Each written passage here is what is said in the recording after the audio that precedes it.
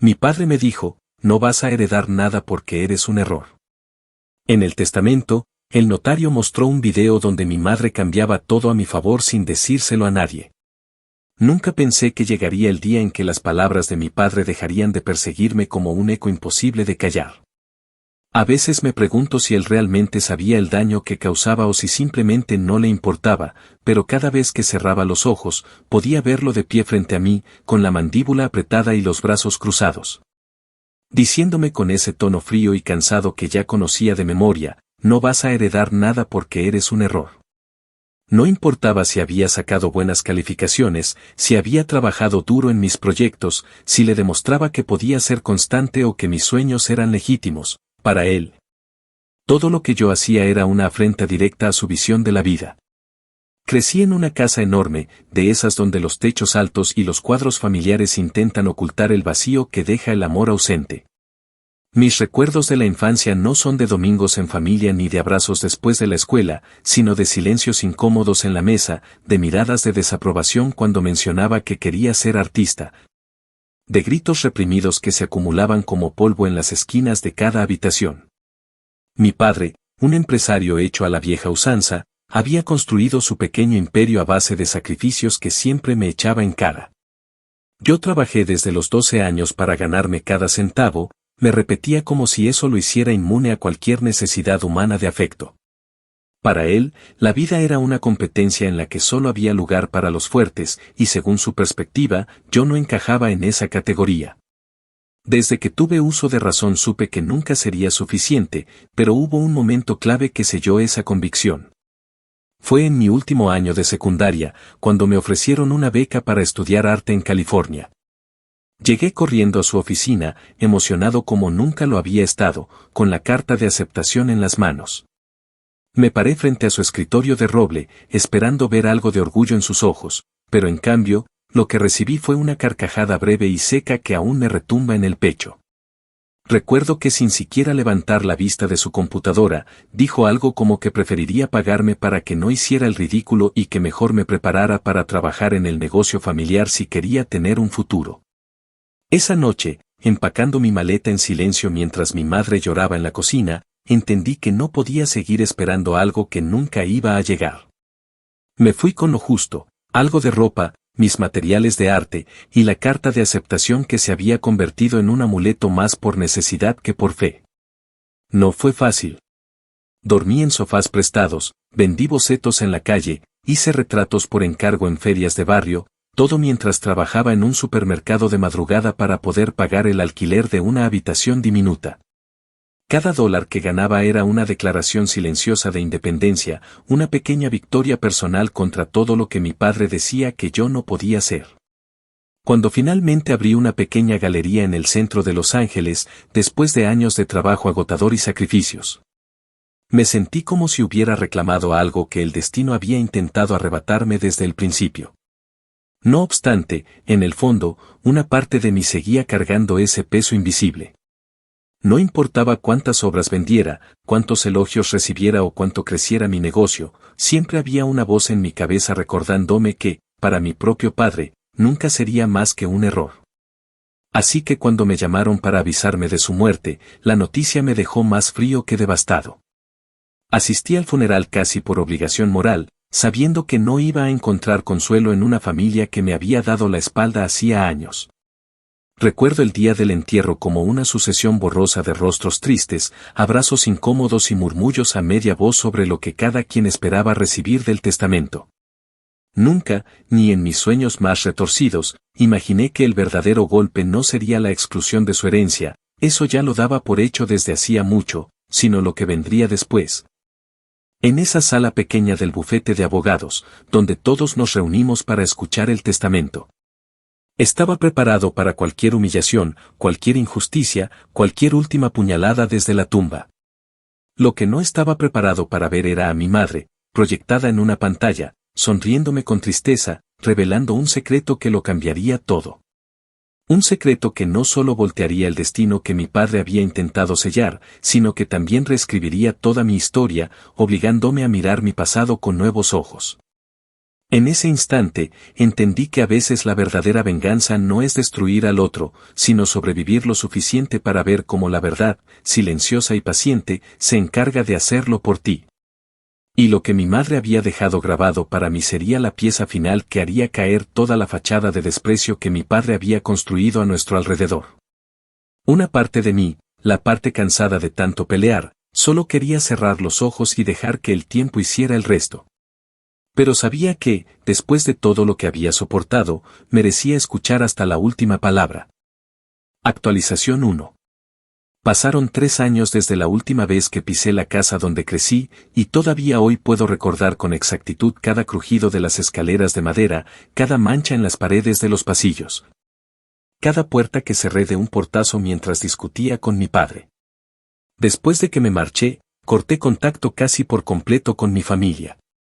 No porque no me importaran, aunque una parte de mí hubiera querido decir lo contrario, sino porque cada conversación, cada visita, cada encuentro, era un recordatorio constante de todo lo que no era para ellos. Durante ese tiempo, viví una especie de exilio voluntario, una vida armada a retazos con lo poco que me había llevado y con una testarudez que ya no era una simple rebeldía juvenil, sino una necesidad de demostrarme que podía valer por mí mismo, aunque nadie más lo creyera. Al principio, los días fueron brutales.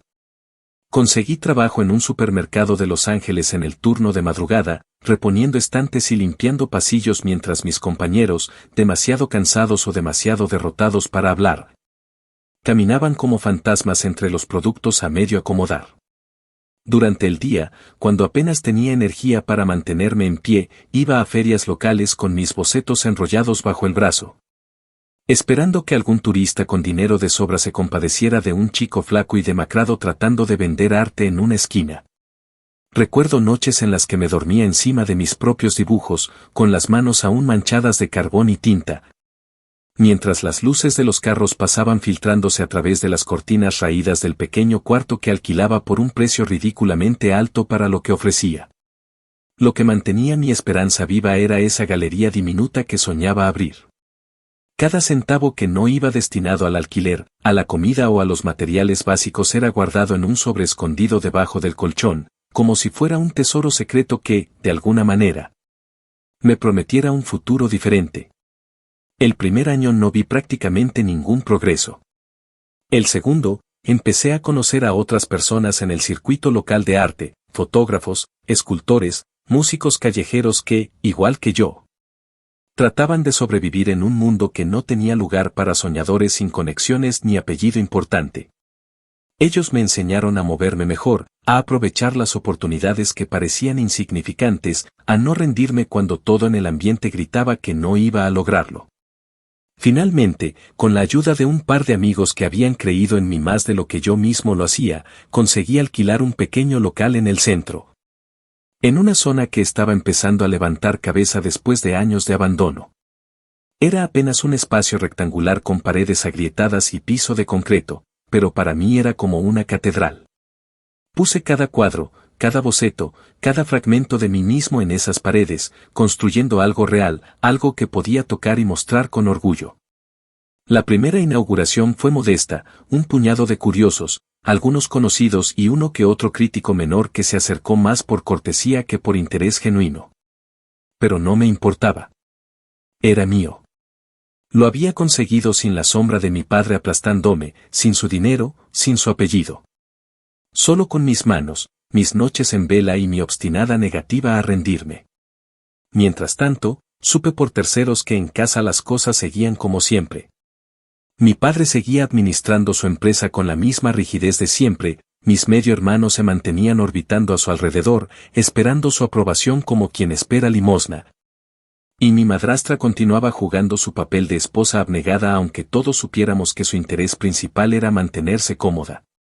De vez en cuando, recibía correos breves de algún familiar distante que me reprochaba, entre líneas, no haber asistido a tal reunión o no haber enviado felicitaciones en tal cumpleaños. Yo leía esos mensajes con una mezcla de culpa y alivio. Sabía que mi ausencia había dejado un hueco, pero también sabía que ese hueco había sido mi salvación. En esos 3 años, logré algo que nunca hubiera sido posible si me hubiera quedado bajo el ala sofocante de mi familia. No solo crecí como artista, sino como persona. Aprendí a confiar en mí, a valorar los pequeños triunfos y, sobre todo, a hacer las paces con la idea de que no todos los lazos familiares son un refugio seguro. Algunos, como los míos, son cadenas que hay que romper antes de que te hundan por completo. Así que cuando recibí la llamada anunciando la muerte de mi padre, lo que sentí no fue tristeza, ni alivio, ni odio. Fue una especie de vacío difícil de describir. Una puerta que se cerraba definitivamente, una etapa que ya no tendría segundas oportunidades. Acepté asistir al funeral más por mi madre que por él. No me hacía ilusiones de reconciliación póstuma, ni de encontrar respuestas que justificaran todo lo que había vivido. Solo quería cerrar ese capítulo de mi vida con la frente en alto, como alguien que había logrado escapar de una herencia emocional envenenada. Lo que no sabía, lo que ninguno de nosotros sabía, era que la verdadera historia apenas estaba a punto de comenzar, y que las decisiones que mi madre había tomado en silencio cambiarían no solo mi destino, sino toda la percepción que tenía sobre mi padre, sobre ella, y sobre mí mismo. Actualización 2. 3 días después del funeral, me encontraba sentado en una sala de espera que olía a papel viejo y desinfectante barato, viendo cómo el reloj de la pared parecía burlarse de nosotros con cada tic-tac exageradamente lento. El despacho del abogado encargado de manejar el testamento de mi padre era mucho menos impresionante de lo que habría esperado para alguien como él, un hombre que construyó su reputación a base de presentaciones impecables y poses de superioridad. Las sillas eran incómodas, la alfombra estaba descolorida y el aire acondicionado zumbaba como si estuviera a punto de rendirse. A mi alrededor, los rostros tensos de mi madrastra y mis medio hermanos creaban una atmósfera de anticipación tóxica que apenas podía soportar. Mi madrastra, impecablemente vestida como siempre, no paraba de ajustar su brazalete de oro y de mirar su celular como si en cualquier momento fuera a recibir un mensaje salvador que la sacara de ese lugar. Mis medio hermanos, ambos mayores que yo, intercambiaban miradas nerviosas, cegaramente repasando en sus mentes las cifras y propiedades que esperaban recibir. Yo, en cambio, estaba allí más por obligación que por esperanza. Sabía perfectamente que mi nombre no aparecería en ninguna cláusula importante. Era consciente de que, para mi padre, yo era simplemente un error a corregir y no un legado a preservar. Aún así, parte de mí necesitaba escuchar esas palabras de manera oficial, como si recibir el rechazo por escrito pudiera, de algún modo, cerrar la herida abierta hacía tantos años. Cuando el abogado finalmente salió a recibirnos, su rostro era una mezcla extraña de incomodidad y profesionalismo. Nos pidió que lo acompañáramos a una pequeña sala de conferencias donde, sobre una mesa larga y austera, descansaban varios sobresellados y una laptop abierta en espera. Nos sentamos sin decir palabra, y tras un breve repaso de los protocolos legales, comenzó a leer el testamento. Como era de esperarse, mi padre había dejado instrucciones claras y estrictas. A mi madrastra le correspondía la casa principal y una cuenta bancaria considerable, a mis medio hermanos, participaciones en su empresa y propiedades inmobiliarias diversas. Mi nombre no fue mencionado ni una sola vez, ni siquiera en una nota de despedida, ni en una cláusula de exclusión específica. Era como si nunca hubiera existido. El golpe, aunque esperado, dolió más de lo que estaba dispuesto a admitir. Me obligué a mantener el rostro impasible, apretando los puños sobre mis rodillas para no mostrar ni un atisbo de debilidad frente a ellos. Sentía sus miradas furtivas, algunos con lástima disfrazada de superioridad, otros con un alivio apenas disimulado. Era el cierre perfecto para una vida de desprecio silencioso. Estaba a punto de levantarme y marcharme, cuando el abogado, aclarando la garganta de manera incómoda, pidió que esperáramos un momento más porque había un anexo especial que debía mostrarnos. Algo que mi padre había dejado bajo instrucciones expresas pero que debía ser compartido solo en presencia de todos los herederos. Un murmullo cruzó la mesa, cargado de curiosidad y desconfianza. El abogado giró la laptop hacia nosotros y, sin más ceremonia, dio play a un video que empezó con un fondo en negro. Por un instante, el silencio fue tan profundo que podía oír el zumbido de las luces fluorescentes. Y entonces, apareció ella. Mi madre.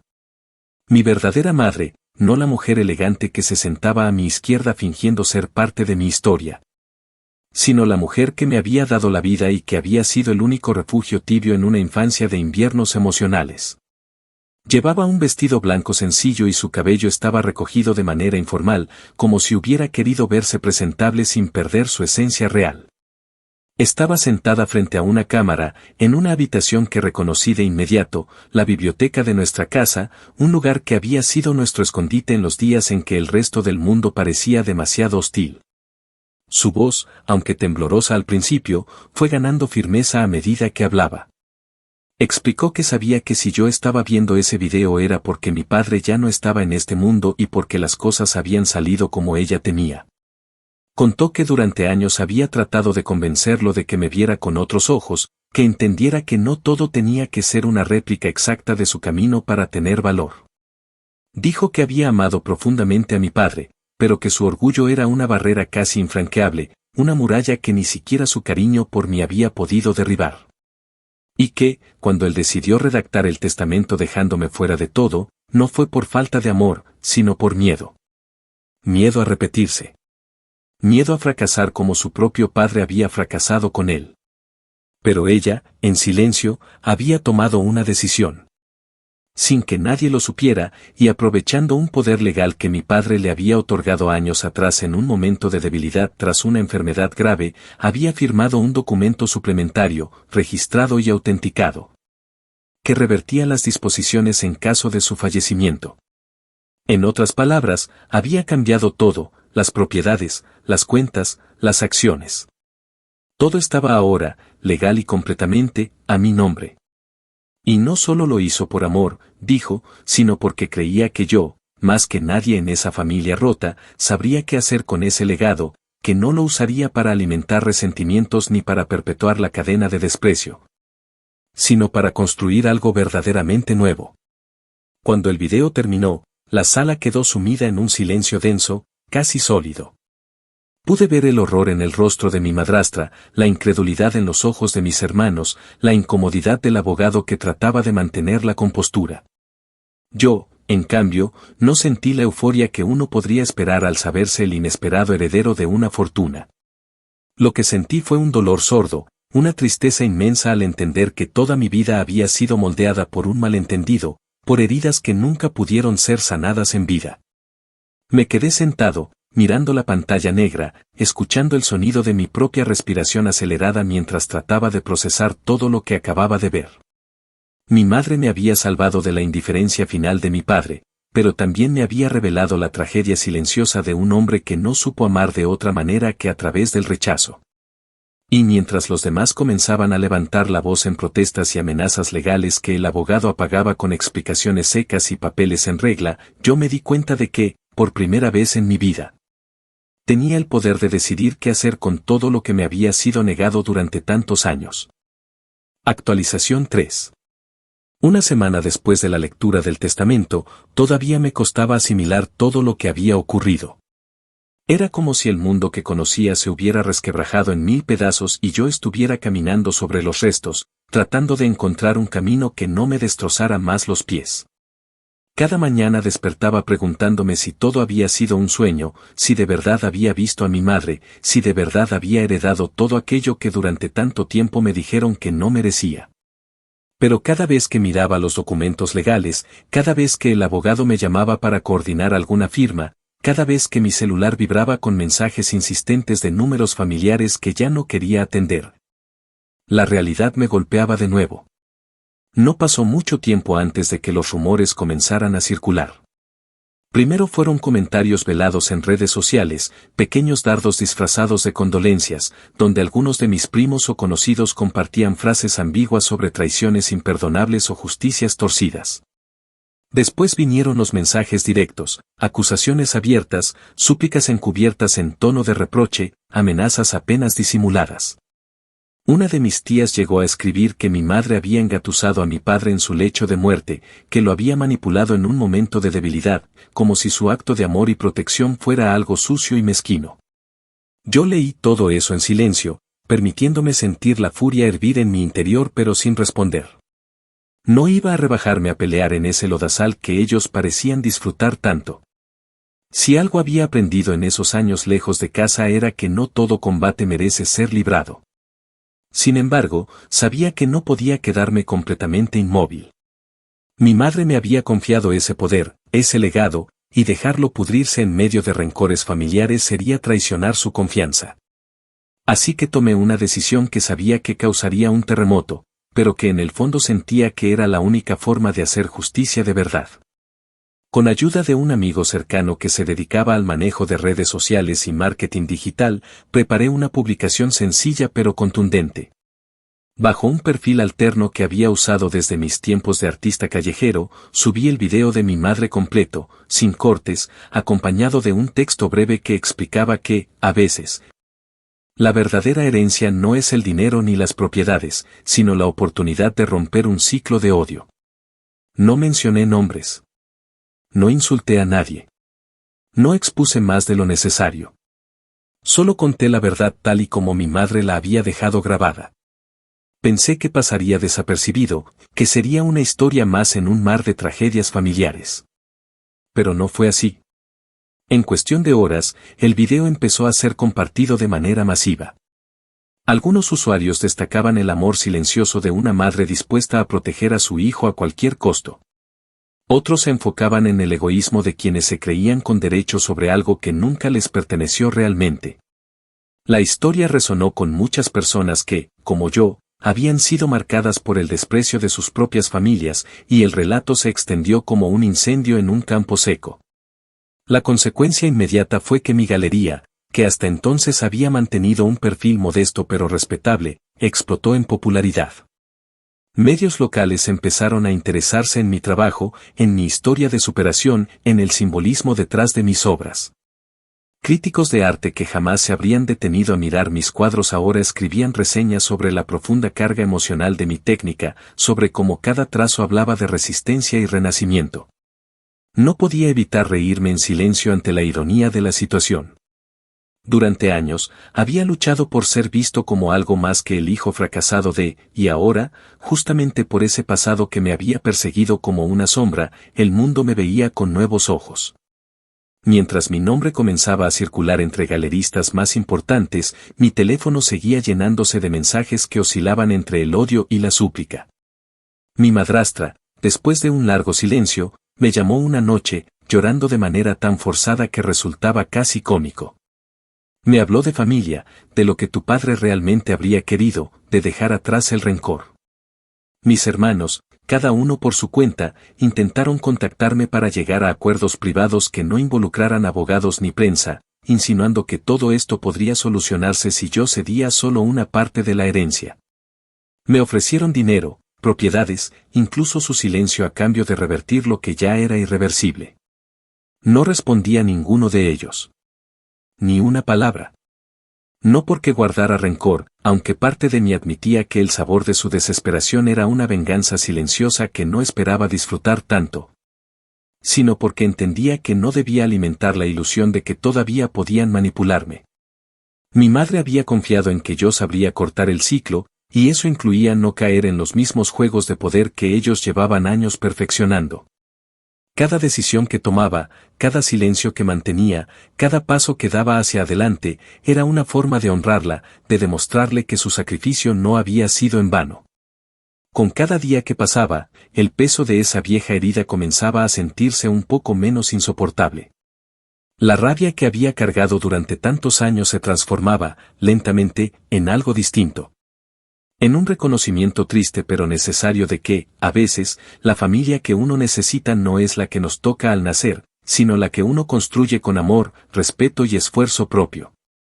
Y aunque la herida nunca desaparecería del todo, ahora sabía que tenía las herramientas para curarla de una forma que nunca antes había creído posible. Todo gracias a una madre que, en silencio, había luchado por mí hasta el final, incluso contra el hombre que ambos amábamos. Actualización 4. 6 meses después de la lectura del testamento, mi vida había cambiado de una manera que jamás habría podido prever, aunque no de la forma espectacular que algunos de mis antiguos conocidos parecían imaginarse. Desde fuera, era fácil pensar que había ganado una fortuna de la noche a la mañana y que ahora todo era lujos y celebraciones, pero la verdad era mucho más compleja y, en muchos sentidos, más solitaria. Heredar todo lo que alguna vez representó a mi familia no fue una liberación instantánea, sino una responsabilidad abrumadora que me obligó a revisar cada rincón de mi pasado, a enfrentar recuerdos que había enterrado a la fuerza y a decidir qué hacer con un legado que, aunque ahora era mío, seguía cargando el peso de demasiados silencios y heridas. Lo primero que hice, apenas los asuntos legales estuvieron en orden, fue vender la casa principal. No quise pasar ni un día dentro de esas paredes cargadas de resentimiento y frialdad. No era un hogar para mí, nunca lo había sido, y no pensaba cargar con la nostalgia forzada de aquellos que ahora fingían indignación por perder un lugar al que solo acudían cuando les convenía. Utilicé parte de ese dinero para saldar deudas pendientes que mi padre había dejado, no porque creyera que era mi deber, sino porque sabía que no hacerlo abriría más puertas para demandas inútiles y dramas públicos que prefería evitar. Quería cortar de raíz cualquier intento de arrastrarme de nuevo a su mundo, a su manera de entender las relaciones humanas como transacciones frías y calculadas. Con el resto, tomé una decisión que muchos calificaron de insensata cuando finalmente se enteraron. Abrí un fondo de becas para jóvenes artistas sin recursos, aquellos que, como yo, alguna vez fueron considerados errores por querer seguir un camino distinto al que sus familias habían planeado para ellos. No fue una decisión impulsiva ni motivada por un deseo de limpiar mi imagen, como algunos malintencionados quisieron hacer ver. Fue un acto profundamente personal, una forma de darle sentido a todo el dolor que había acumulado durante años. De transformar una historia de rechazo en un acto de afirmación para otros que todavía luchaban por encontrar su lugar en el mundo. El programa empezó de manera modesta, apenas con 5 becas y algunos talleres gratuitos organizados en colaboración con mi galería. Pero en poco tiempo, la iniciativa comenzó a crecer. La historia que había compartido en redes, el video de mi madre, la narrativa de resiliencia y redención, seguía resonando en muchas personas, y pronto recibí donaciones de otros artistas, de pequeños empresarios locales. Incluso de algunas personas que simplemente habían visto su propio reflejo en mi historia y querían aportar algo. Cada vez que entregábamos una beca, cada vez que veía a un joven emocionado sosteniendo su primer set de pinturas profesionales o entrando a su primera clase de escultura, sentía que estaba reconstruyendo algo que había sido arrancado de raíz mucho antes de que pudiera entenderlo. En paralelo, mi carrera artística también despegó de una manera que, aunque gratificante, me dejó a veces sintiéndome como un impostor. No era raro que, en entrevistas o presentaciones, los periodistas quisieran enfocarse más en el drama familiar que en el contenido real de mi obra. Aprendí a navegar esas conversaciones con diplomacia, sin negar mi historia pero tampoco permitiendo que me definiera por completo. Mis cuadros, antes vistos solo por unos pocos curiosos en ferias locales, ahora colgaban en exposiciones de renombre y empezaban a formar parte de colecciones privadas importantes. Recibí invitaciones para conferencias, para programas de radio, para colaborar en proyectos que antes solo podía soñar. Pero incluso en medio de ese éxito creciente, no dejaba de sentir una sombra permanente detrás de mí, como una presencia silenciosa que me recordaba que nada de esto había llegado sin un costo. En más de una ocasión, al final de una inauguración o después de firmar un contrato importante, me sorprendía pensando en mi padre. Me preguntaba si, en algún rincón de su mente, había llegado a imaginarme así, independiente, exitoso, respetado en un mundo que él nunca entendió ni valoró. Y aunque la herida seguía abierta en muchos sentidos, también reconocía que ya no era la misma que me sangraba sin control años atrás. Era una cicatriz, sensible al tacto, sí, pero que ya no gobernaba mis decisiones ni mis emociones. Una tarde, después de terminar una clase en el programa de becas, uno de los chicos se me acercó. Tendría unos 17 años, y sus manos todavía temblaban ligeramente mientras sostenía su primer lienzo terminado. Me dijo que, por primera vez, sentía que valía algo. Que, por primera vez, alguien le había dado una oportunidad sin pedirle que cambiara quién era. Me quedé mirándolo un momento, sin saber qué decir, sintiendo que el nudo en mi garganta era demasiado grande para ser disimulado. Me limité a darle una palmada en el hombro y a decirle que siguiera pintando, que el mundo necesitaba su voz. Esa noche, al cerrar la galería, caminé hasta un pequeño café que había abierto cerca del distrito artístico. Me senté solo, con un café frío entre las manos, viendo a la gente pasar por la ventana. Pensé en mi madre. Pensé en todo lo que había tenido que hacer en silencio para darme una oportunidad de ser libre. Pensé en mi padre, en la rabia que no había sabido canalizar de otra manera que a través de la dureza. Y pensé en mí, en el muchacho que una vez creyó que nunca sería suficiente, y en el hombre que ahora, con todas sus cicatrices, había encontrado una forma de construir algo que sí valiera la pena. No era felicidad perfecta. No era redención absoluta. Pero era paz. Y después de todo lo que había vivido, era más de lo que alguna vez me permití soñar. Actualización final. Un año después de la lectura del testamento, regresé al cementerio donde descansaban los restos de mi padre. Un lugar que hasta entonces había evitado con la misma terquedad con la que había evitado su recuerdo durante gran parte de mi vida. No era una visita planeada. No llevaba flores, ni discursos ensayados, ni la intención de buscar un cierre dramático como en las películas. Simplemente, una tarde cualquiera, mientras organizaba algunos documentos antiguos que había heredado junto con el resto de sus pertenencias, encontré una foto olvidada de mi infancia, de un día en que él, mi madre y yo parecíamos, al menos en apariencia, una familia normal. No pude explicar por qué, pero esa imagen removió algo dentro de mí que ya no pude ignorar. El cementerio estaba casi vacío cuando llegué. El viento frío me calaba hasta los huesos, y el cielo gris parecía a punto de romperse en una tormenta que, de alguna manera, se sentía apropiada. Caminé lentamente entre las filas de lápidas, arrastrando los pies sin darme cuenta, como si cada paso fuera una confesión muda de todo lo que no había dicho durante años. Cuando llegué frente a su tumba, me quedé parado sin saber muy bien qué hacer. El mármol era sobrio, sin adornos innecesarios, solo su nombre, las fechas de nacimiento y muerte, y una inscripción que alguien, tal vez mi madrastra, había elegido, un hombre de principios. Me quedé observándola un largo rato, sintiendo una mezcla extraña de enojo, tristeza y compasión que me revolvía el estómago. No hablé en voz alta. No me arrodillé. No lloré. Solo me quedé allí, dejándome llevar por los recuerdos que empezaron a fluir como un río crecido. Recordé las veces que traté de ganarme su aprobación, las noches en que deseé que me viera, que me felicitara, que me dijera que estaba orgulloso. Recordé su manera torpe de intentar enseñarme lecciones a través del rechazo, pensando tal vez que la dureza forjaría un carácter que la ternura no podría moldear. Recordé el día en que me fui de casa, cargando con una culpa que no era mía, convencido de que era mejor desaparecer antes que seguir decepcionándolo. Saqué del bolsillo el sobre que había traído, un sobre que contenía una copia del testamento original, el que me excluía sin una sola palabra de consuelo. Durante semanas había considerado qué hacer con él.